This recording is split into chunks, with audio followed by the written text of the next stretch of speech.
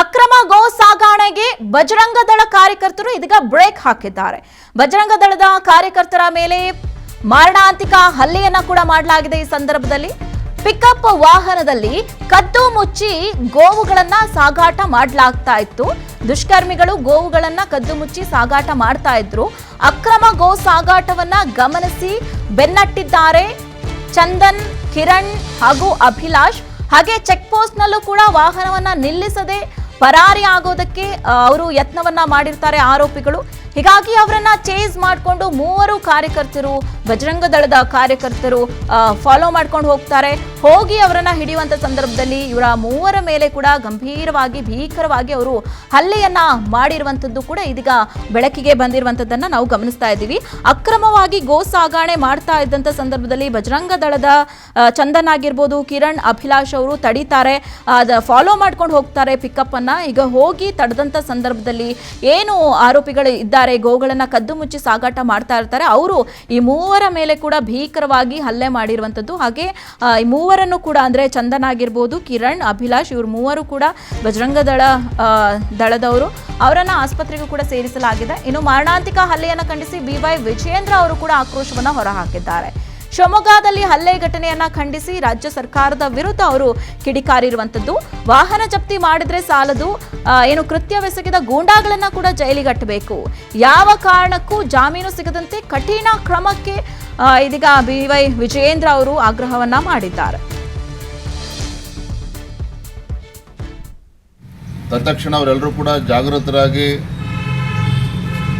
ಚಂದನ್ ಅವರು, ಕಿರಣ್ ಅವರು, ಅಭಿಲಾಷ್ ಅವರು ಇವರೆಲ್ಲರೂ ಕೂಡ ಆ ವೆಹಿಕಲನ್ನು ಚೇಂಜ್ ಮಾಡ್ತಾರೆ. ಯಾವ ವಾಹನದಲ್ಲಿ, ಪಿಕಪ್ ವಾಹನದಲ್ಲಿ ಗೋಗಳನ್ನು ಕತ್ಕೊಂಡು ಹೊರಟಿದ್ರು, ಚೇಂಜ್ ಮಾಡಿದಾಗ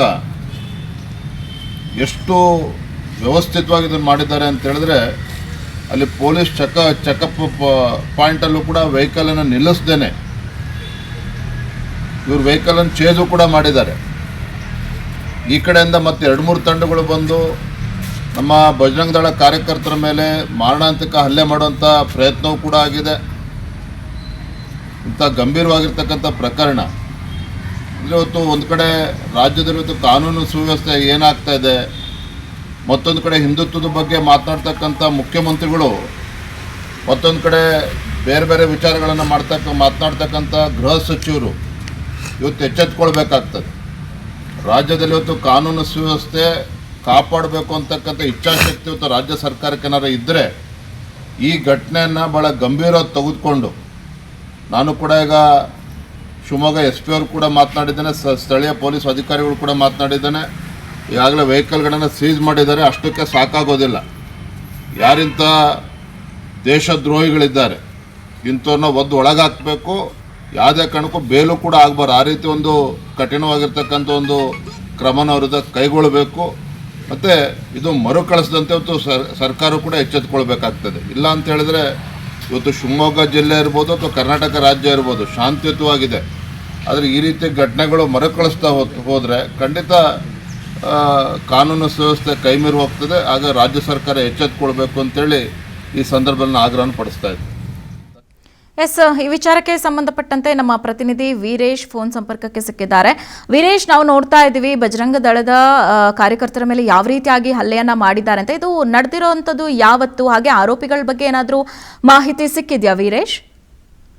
ರಕ್ಷಾ, ಏನು ಮಲೆನಾಡು ಭಾಗದಲ್ಲಿ ಇತ್ತೀಚೆಗೆ ದನಗಳರ ಹಾವಳಿ ಹೆಚ್ಚಾಗಿರುವಂತದ್ದು. ಅದೇ ರೀತಿ ಕಳೆದ ರಾತ್ರಿ ಏನು ಬಜರಂಗ ದಳದ ಕಾರ್ಯಕರ್ತರ ಮೇಲೆ ಏಕಾಏಕಿ ದಾಳಿ ಕೂಡ ಮಾಡಿರುವಂತದ್ದು. ಅಂದ್ರೆ ಕಳೆದ ರಾತ್ರಿ ಗೋವುಗಳನ್ನ ಸಾಗಿಸ್ತಿದ್ದಂತ ಪಿಕಪ್ ವಾಹನವನ್ನ ಬಜರಂಗ ದಳ ಕಾರ್ಯಕರ್ತರಾದಂತ ಅಭಿಲಾಷ್ ಕಿರಣ್ ಮತ್ತೆ ಇವ್ರು 3 ಜನ ಏನು ಅವ್ರನ್ನ ಬೆನ್ನಟ್ಟಿ ಇರ್ತಾರೆ. ಆದ್ರೆ ಅವರ ಬೆನ್ನಟ್ಟುವ ವೇಳೆಯಲ್ಲಿ ಚೆಕ್ ಪೋಸ್ಟ್ ಗಳನ್ನು ಕೂಡ ಮಾಡದೆ ಏಕಾಏಕಿ ಮುಂದೆ ಹೋಗಿರ್ತಾರೆ. ಇದನ್ನ ಗಂಭೀರವಾಗಿ ತೆಗೆದುಕೊಂಡಂತ 3 ಯುವಕರು ಅವ್ರನ್ನ ಬೆಂಡತ್ತಿ ಅವರನ್ನ ಅಡ್ಡಗಟ್ಟುವಂತ ಪ್ರಯತ್ನಕ್ಕೆ ಮುಂದಾಗ್ತಾರೆ. ಈ ವೇಳೆಯಲ್ಲಿ ದನಗಳರು ಅವರ 3 ಬಜರಂಗ ದಳ ಕಾರ್ಯಕರ್ತರ ಮೇಲೆ ಹಲ್ಲೆಗೆ ಮುಂದಾಗಿ ಅಲ್ಲಿಂದ ಪರಾರಿಯಾಗಿರುವಂತದ್ದು. ಈಗಾಗಲೇ ವಿಜೇಂದ್ರ ಅವರು ಕೂಡ ಶಿಕಾರಿಪುರ ಪಟ್ಟಣದಲ್ಲಿರುವಂತಹ ಗಾಯಾಳುಗಳನ್ನ ಆರೋಗ್ಯ ಕೂಡ ವಿಚಾರಿಸಿರುವಂತದ್ದು. ಜೊತೆಗೆ ರಾಜ್ಯ ಸರ್ಕಾರದ ವಿರುದ್ಧ ಬಿಜೆಪಿ ರಾಜ್ಯಾಧ್ಯಕ್ಷರಾದಂತಹ ವಿಜಯೇಂದ್ರ ಅವರು ಆಕ್ರೋಶವನ್ನ ಹೊರಹಾಕಿರುವಂತದ್ದು. ಅಂದ್ರೆ ಕಾಂಗ್ರೆಸ್ ಸರ್ಕಾರ ಬಂದ ಮೇಲೆ ಕಾನೂನು ಸುವ್ಯವಸ್ಥೆ ಸಂಪೂರ್ಣವಾಗಿ ರಾಜ್ಯದಲ್ಲಿ ಹದಗೆಟ್ಟಿದೆ. ಜೊತೆಗೆ ಗೋಗೊಳ್ಳರ ಹಾವಳಿ ಕೂಡ ಇತ್ತೀಚೆಗೆ ಹೆಚ್ಚಾಗಿದೆ. ಅದರಲ್ಲೂ ಕೂಡ ಮಲೆನಾಡು ಶಿವಮೊಗ್ಗದಲ್ಲೂ ಕೂಡ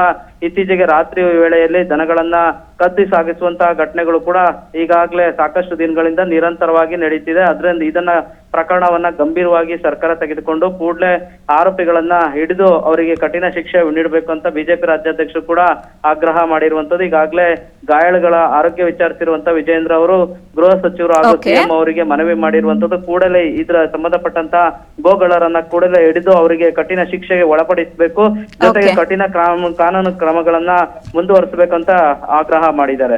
ಓಕೆ, ಧನ್ಯವಾದಗಳು ವೀರೇಶ್ ತಮ್ಮೆಲ್ಲ ಮಾಹಿತಿಗಾಗಿ.